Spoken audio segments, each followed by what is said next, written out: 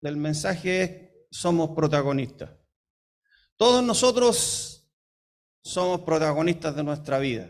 Y el protagonista tiene un punto de vista, el del protagonista. El protagonista no es el que está mirando las cosas, no está mirando todo, no tiene todo el panorama por delante de él. Cuando uno está viendo una película y está el jovencito en la película y uno le dan ganas de decirle: no te vayas por ahí, no te están esperando los enemigos, ¿no? Pero uno sabe que el enemigo está ahí, el protagonista no lo sabe.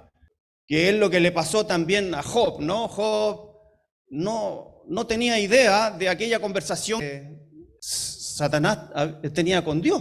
Ellos estaban conversando arriba, ¿no? De lo más bien: oye, tú, Satanás, ¿en qué andas? No, yo vengo de andar dando vueltas por la tierra.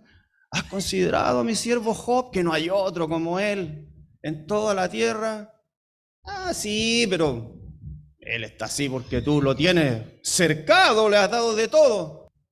Ah, o sea que tú piensas que si yo le quito todas las cosas, él entonces, sí, entonces va a hablar mal de ti. Hagamos una cosa: quítale todo lo que tiene, pero no toques su vida, quítale todo lo que tiene y veamos quién gana. Por Job, él no sabía lo que se estaba gestando allá arriba.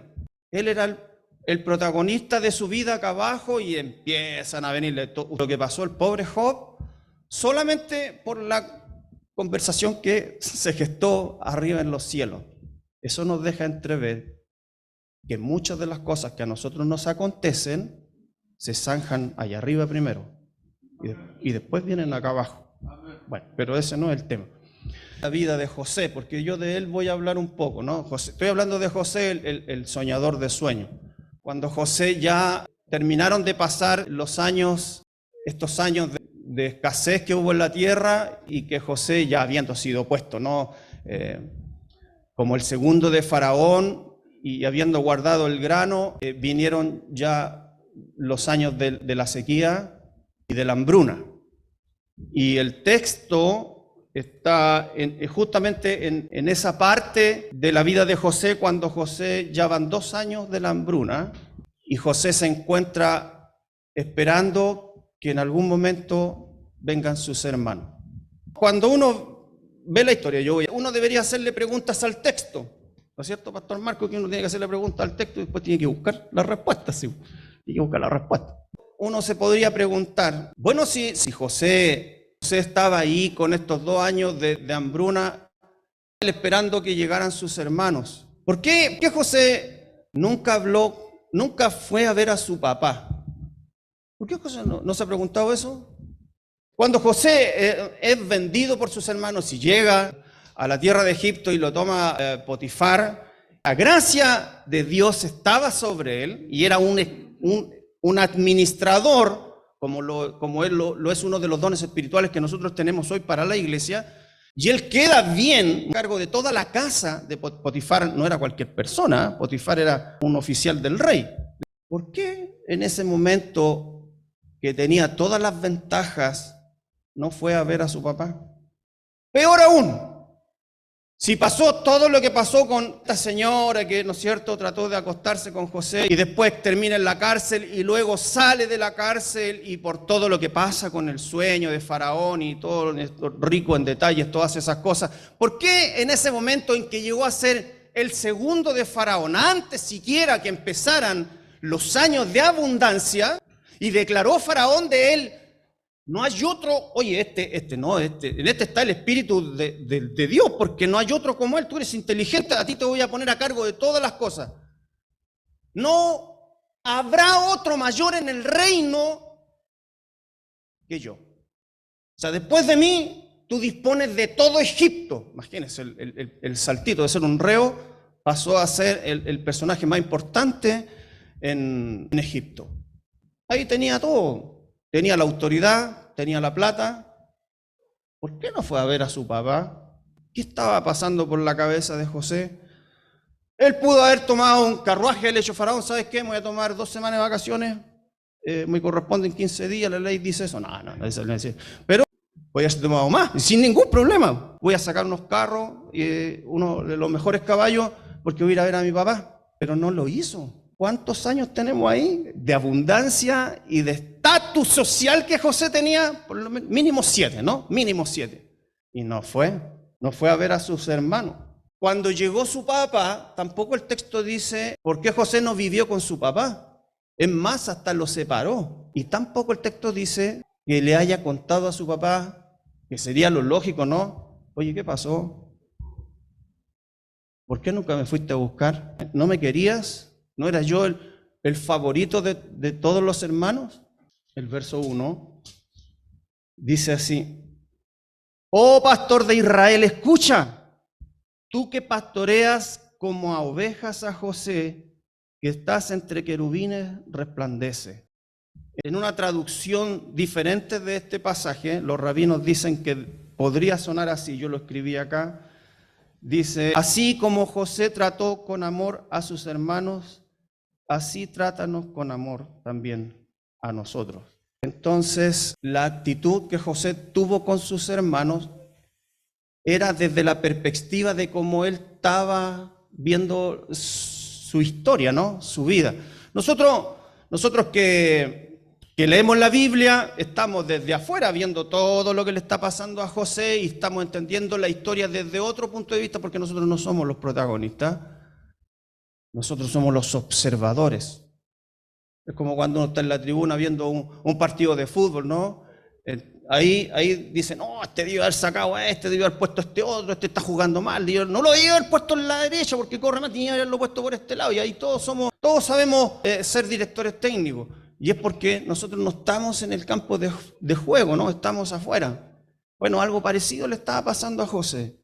José estaba viviendo su historia, una historia, por cierto, dolorosa, ¿no? Pero está viviendo su historia. Me llamó la atención a mí, en lo personal, que pese a todas estas circunstancias dolorosas por las que empezó a pasar José, específicamente ese momento que cuando él estuvo en la cárcel, pudo haberse quejado delante de Dios y haberle dicho: a ver, ¿en qué quedamos, Dios? Estoy aquí en la cárcel y no me lo merezco. Y no se lo merecía, ¿no es cierto? Yo creo que todos estamos de acuerdo con José. Estoy por culpa tuya, por decidir yo querer hacer las cosas como tú me dijiste que tenía que hacerlas y por haberme comportado y haber llevado esta actitud al extremo. Yo por eso estoy aquí en la cárcel. Y resulta que es injusto. Podríamos habernos puesto en el lugar de José y haber dicho él eso. Es injusto, yo debía haber estado en otro estatus y haber sido librado por ti. Pero no, resulta que estoy acá en la cárcel sufriendo. Las circunstancias que rodean la vida de José en ese momento, tiene que haber sido terrible. Yo creo que a nadie le gustaría estar, sobre todo del tipo de gente que somos nosotros, estar metido en una cárcel con la gente que yo veo ahí. Es horrible, es horrible. De afuera no es lo mismo porque uno entra como pastor a hablar, pero ser parte de los que están ahí, no. Yo lo sentiría como una maldición. Entonces José tendría todo el derecho a andar reclamando, pero sin embargo no lo hizo. Y aquí aprendemos una lección también.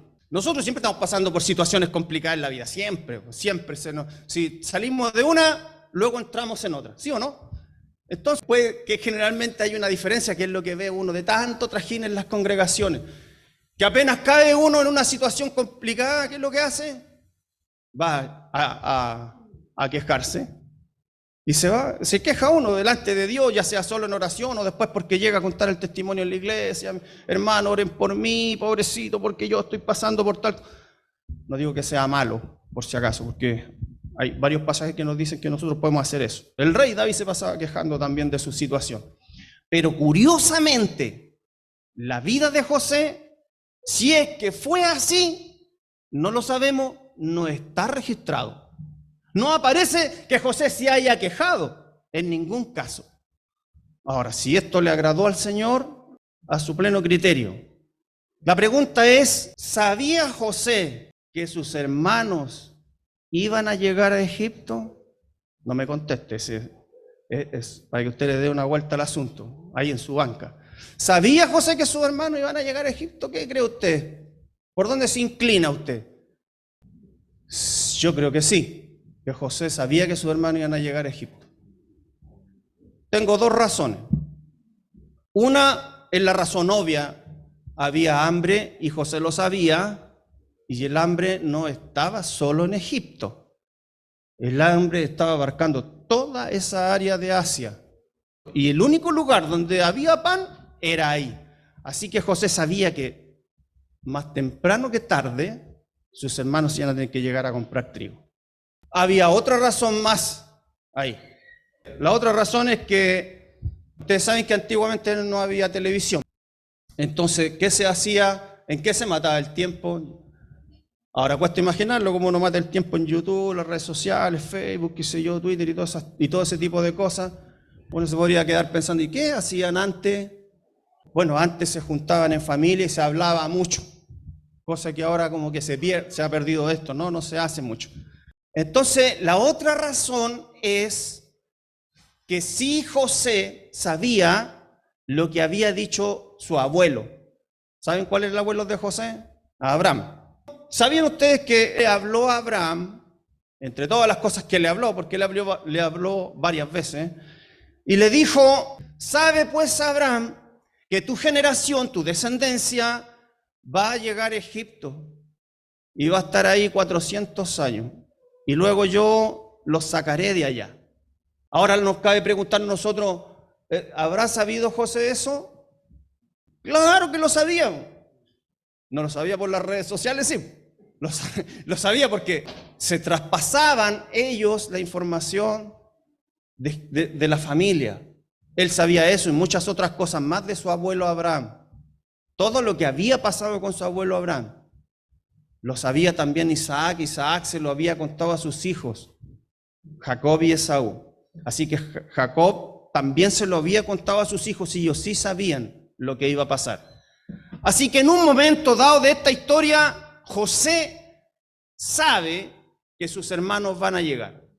Y podríamos decir que José se estaba sobando las manos, ¿no? Diciendo, van a caer, van a llegar acá.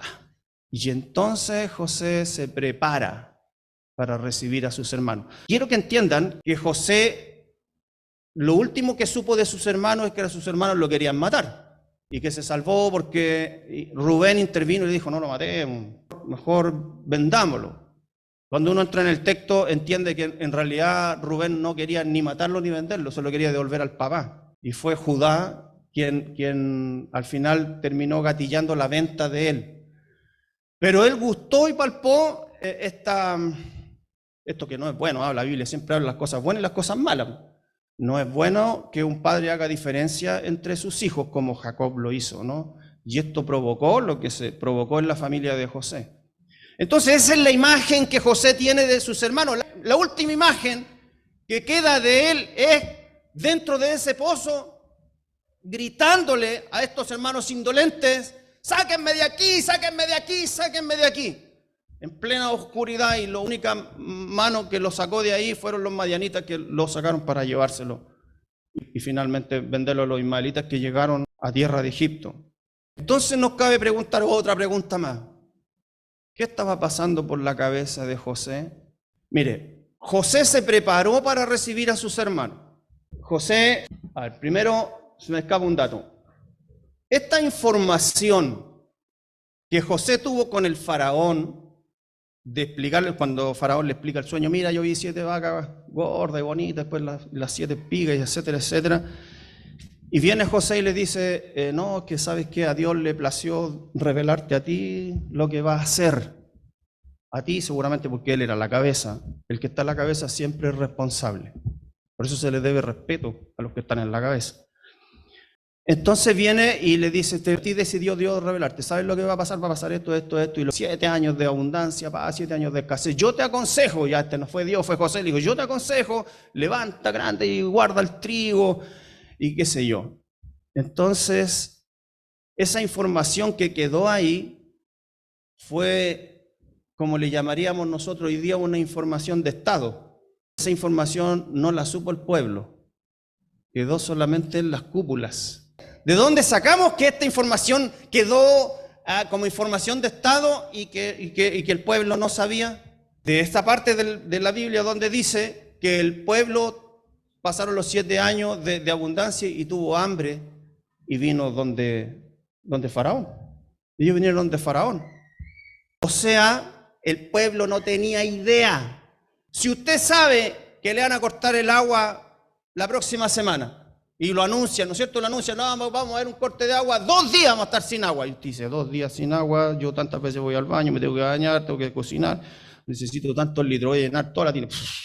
Y uno se prepara, ¿no? Si el pueblo hubiese sabido que venía una hambruna, entonces hubiese sacado, le fue bien, no, le fue bien a todos, el que sembraba le iba bien, habría guardado para los años de escasez. No lo hicieron porque no sabían. Esa información se quedó solamente el faraón, José y los líderes que tienen que haber estado ahí en su momento.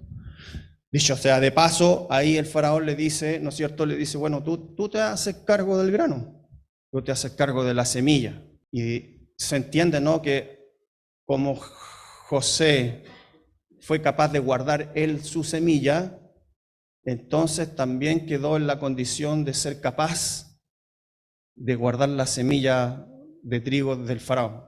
Entonces José quedó como el mejor administrador y siendo el segundo de faraón, se preparó. Esta información que yo les voy a entregar ahora, yo la saqué, así como nosotros los evangélicos tenemos grandes comentaristas, ¿no? y sacamos información de ahí, y nosotros hablamos con el pastor Moisés, yo leo de este comentarista, y yo de este sí, y este también lo uso. Bueno, aparte de todos los que yo hablé con Moisés, que son de corte evangélico, igual yo también leo comentarios que son de los rabinos. Y hay un librito que tiene que ver con Génesis, y donde ahí hay unos comentarios. Yo saqué esta información, de ahí viene esta información que yo les voy a dar. José se preparó para recibir a sus hermanos, y para eso él inventó una tarjetita. Esto tiene que echar un poquito a volar la imaginación, ¿no? Imagínense el panorama, ya llevamos 2 años de hambruna, la hambruna está generalizada. Egipto ya tiene un conflicto en el sentido de que tiene que autoabastecerse con todo estos granos, los lugares donde se guardaron los granos, pero aparte de eso, tiene que haber administradores por toda parte a lo largo de Egipto para recibir a los extranjeros que también vienen a comprar. Entonces hay todo un trajín aquí estratégico, y los hermanos de José podrían haber entrado por cualquier parte, ¿no? Entonces, para que José, como no podía, ustedes entenderán, si él era el segundo de Faraón, él no podía estar a cargo de todos los graneros, y él estar viendo todas las personas que recibían, que se estaban recibiendo, que estaban viniendo al país. Entonces, para que José pudiera darse cuenta cuando llegaran sus hermanos, entonces él tuvo que inventar esto que yo les voy a decir aquí. Él inventó una tarjetita que decía a todos los que él apostó en las puertas, le hacían la siguiente pregunta: ¿quién eres? ¿Qué vienes a hacer acá? ¿Quién es tu padre y el padre de tu padre? ¿Y cuántos hermanos tienes? Con esas preguntas, José iba a saber exactamente bien cuándo entraran sus hermanos a la tierra. Aparte de eso, él también ordenó que no se le podían vender a más de una persona más de 2 sacos de trigo, ¿no? También ahí logró regular ese asunto y quedó a la espera de cuando llegara el momento en que sus hermanos aparecieran. Colocó control, por supuesto, en todas las puertas, así que apenas llegaran sus hermanos, ellos tenían orden de hacer lo que se presentaran delante de él. Así tiene toda la lógica, porque dice la Escritura que cuando ellos llegaron se presentaron delante de José. Todos entenderemos acá que si el trigo se vende en diferentes partes, no iban a llegar a preguntarle a José si podían comprar o no, porque estaba viniendo una gran cantidad de extranjeros. Quienes entraban y tenían acceso a la persona de José, siendo él el segundo después de Faraón, no era cualquier persona. No era cualquier persona, como hoy día, pues no cualquiera puede llegar y voy a hablar con el presidente, lo voy a golpear en la moneda, por favor, señor Boric, necesito hablar con usted. ¿Conversemos? No va a ser así, hay todo un protocolo y todo eso. Lo mismo pasaba con José, lo mismo, exactamente lo mismo. Entonces, cuando él dice que ellos llegaron delante de José, es porque finalmente los terminaron llevando delante de él. Ahora viene la pregunta: ¿qué estaría pasando por la cabeza de José para haber preparado todo eso para poder encontrarse con sus hermanos? ¿Qué motivaba a José a querer encontrarse con sus hermanos? Yo lo estuve pensando y se me ocurrieron dos cosas nomás. No sé, a lo mejor a ustedes se le ocurren más, me sorprenden. Pero a mí se me ocurrieron dos. Una, la venganza. Porque como fue lo último que vio de su hermano, esta actitud de querer matarlo, de deshacerse de él, oh, aquí está la mía, tiene que haber dicho José. Se dieron vuelta las circunstancias. Pero José nunca mostró, ni antes, y menos en ese momento en adelante, ninguna actitud de venganza. Así que yo no me inclino por eso. ¿Es posible? Sí, pero no me inclino por eso. La otra que se me ocurrió, pensando ahí, dándole vuelta. ¿Por qué querría hablar con sus hermanos? A lo mejor es porque les quiere sacar información. Esa fue la otra que se me ocurrió. No sé si a alguien se le ocurrió otra más. A mí se me ocurrió esa y de hecho yo me incliné por esa. Bueno, también me incliné por esa, por los textos que seguían. Entonces, José creo que estaba intrigado por saber qué pasaba con sus hermanos, qué había sido de su padre, y lo que más le preocupaba era que era de su hermano menor, Benjamín. Él estaba muy preocupado por eso, el texto lo va a decir más adelante, ¿no? Y hizo más encima una separación también entre todos sus hermanos con Benjamín. Mira, lo mismo que hizo su padre, lo estaba repitiendo. Parece que no aprendió de la historia. ¿Por qué se comportó entonces de esta manera con sus hermanos? Es la pregunta, ¿no? ¿Por qué nunca buscó José a su padre? Las otras preguntas no las voy a contestar porque sería más largo que diéramos vuelta en eso, pero me interesa esta a mí. ¿Por qué José nunca buscó a su padre si él sabía que su padre lo amaba? Yo aquí tengo un par de razones, ¿no? Que las quiero compartir con usted. Una es que él pensó que su padre estaba involucrado en hacerlo desaparecer y que parezca un accidente. Nosotros que sabemos la historia es impensable porque no somos los protagonistas. Nosotros somos los que estamos viendo de afuera, conocemos el corazón de Jacob y el tremendo dolor. A mí me da pena esto. ¿Sabe que de la Biblia, bueno, uno llora con varios pasajes de la Biblia, pero este me quiebra mucho a mí la vida de José, me quiebra mucho. El dolor que su padre sufrió. Esa imagen que, bueno, uno se imagina cosas, ¿no? De tanto leer la Biblia. Cuando llegan los hermanos con la túnica, ahí que la mancharon con la sangre de este otro animal y se la presentan a José. Sí, es verdad que José no debió haber hecho eso, no es verdad que José no debió haber amado Jacob no debió haber amado a José más que a su hermano, no debió haber hecho esa diferencia, ¿no? Estas cosas fueron escritas en la Biblia para que nosotros no repitamos lo mismo. Padres, no hagan separación entre sus hijos, no es de Dios, esto no es bueno, sino miren las consecuencias, ¿no? Y le presentan esa túnica, él dice, no, profundamente yo con dolor voy a descender al Seol. O sea, nunca voy a dejar de amar a José, porque era tan intenso el amor que él tenía, este amor de padre, y luego cayó en esto, ¿no? Una depresión que se muestra en los textos, en realidad se muestra, que le va a costar mucho a José salir de ahí. Incluso aún cuando pasó lo que pasó después con la revelación de que José sí estaba vivo, aún así Jacob no fue el mismo, nunca más. ¿Por qué José habría pensado que su padre habría estado involucrado en hacerlo desaparecer?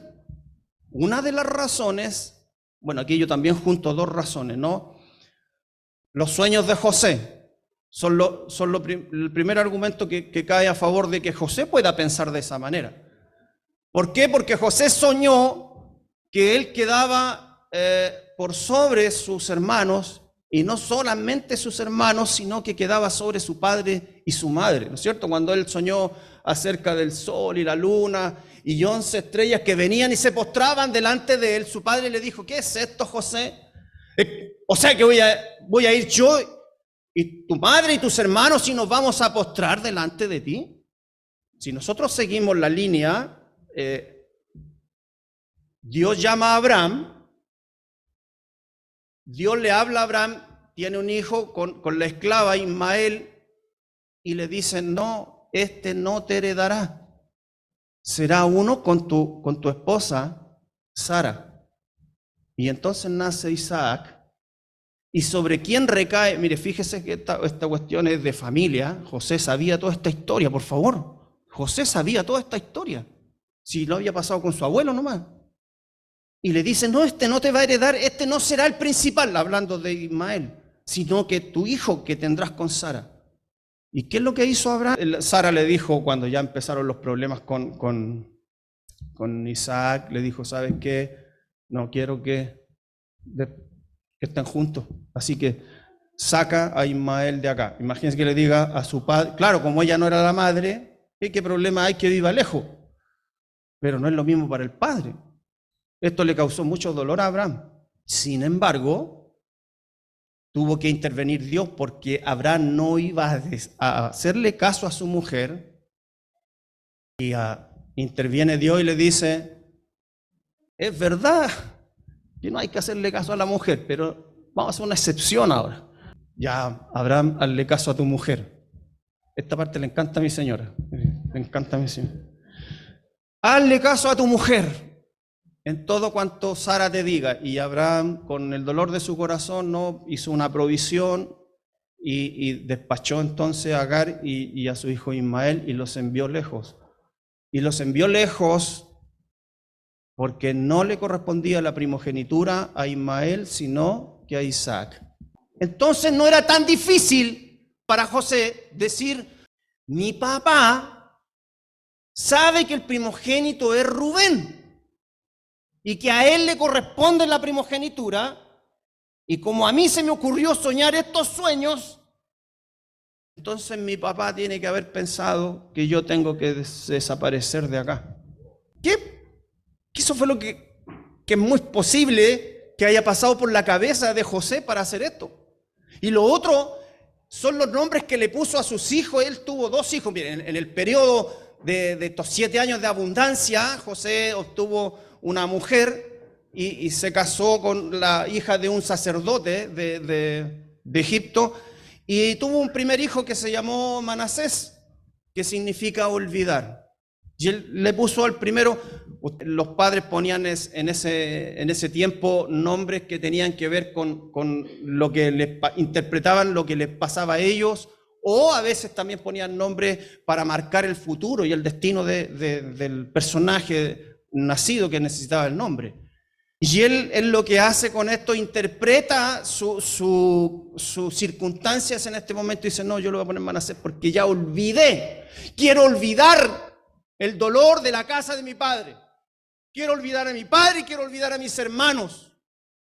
Y después le nace un segundo hijo que se llama Efraín, que significa fructífero, y dice, este hijo interpreta cómo me ha ido ahora en la tierra de Egipto. He sido fructificado y he multiplicado. No solamente tengo grano, no solamente tengo el estatus más alto acá en Egipto, sino que también tengo hijos. Y tengo prole y tengo una esposa. Ambos nombres están como entregando lo que José siente en ese momento, pero no muestra de todas formas un espíritu de venganza con sus hermanos, pero sí mucha curiosidad. ¿Qué es lo que él realmente quiere saber? Y seguramente él pensó que así como Abraham hizo desaparecer a Ismael, él también tenía que desaparecer. Pero no era esa la historia, hermano. No era esa la historia. José no tenía idea del dolor por el que había estado pasando su papá. José no tenía idea de cómo esto había cambiado el corazón de sus hermanos. Lo que sí tenía muy claro, porque lo dijo varias veces, fue que él entendió por qué razón tuvo que pasar todo lo que pasó para poder ponerlo en el lugar en que Dios lo puso, como dijo él mismo, para salvación de muchos. Dios tiene propósitos. Estos propósitos son, de repente, llegar al propósito de Dios el camino es tortuoso y difícil, poder llegar ahí.